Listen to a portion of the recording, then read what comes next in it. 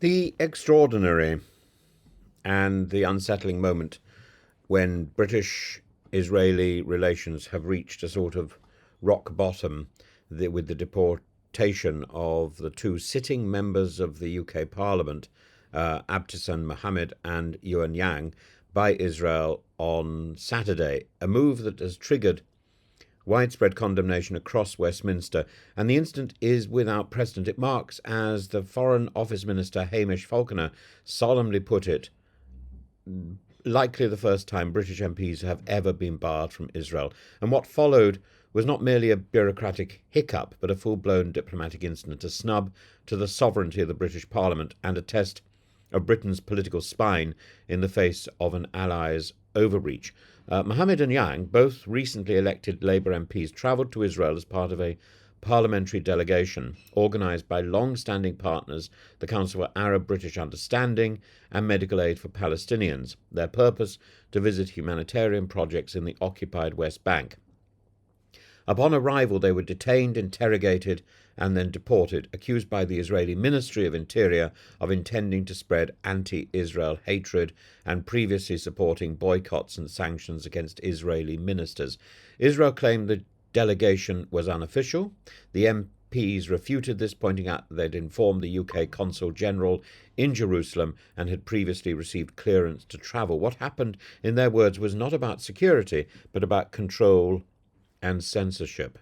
And the political reaction has been swift and largely united, at least within Labour. And the Foreign Secretary David Lammy has branded the deportations unacceptable, counterproductive, and deeply concerning. Falconer reiterated the government's objection in Parliament, noting that the action appeared to be based on the MPs' legitimate political opinions expressed in the Commons, opinions aligned, crucially, with international law. More than 70 MPs, including cabinet ministers, gathered in Westminster last night in a show of solidarity. Abtisam Mohamed called it a diplomatic affront. Yuan, the MP for Early and Woodley, stated simply, "What we say in this chamber matters." The symbolism of this cannot be overstated. It's a breach of trust between allies. Not only were British parliamentarians prevented from doing their job, gathering facts, witnessing the impact of policy, they were punished for speaking freely in the democratic chamber of their own nation. Yet unity faltered on the Conservative benches.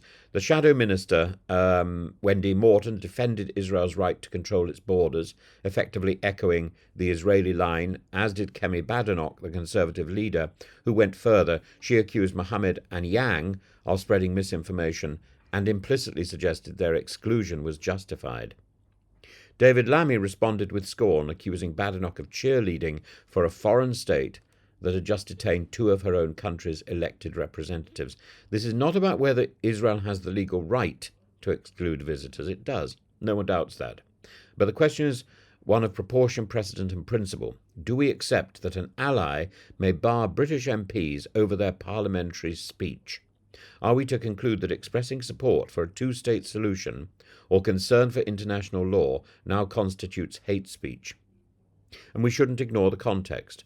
This is a moment of acute crisis in Gaza, and since the end of a short-lived ceasefire on March the 18th, over 1,300 Palestinians have been killed. British MPs have raised concerns about the legality of Israeli operations, the detainment of detainees, the treatment of detainees, and the killings of medics. It's in this climate that Mohamed and Yuan attempted to witness conditions on the ground, and their exclusion only deepens suspicions of what Israel doesn't want to be seen. This episode is more than a clash of itineraries, it's a diplomatic insult. It's a calculated act of silencing, and it's a sobering reminder of the cost of speaking out. As Mohamed rightly says, no state, however powerful, should be beyond criticism.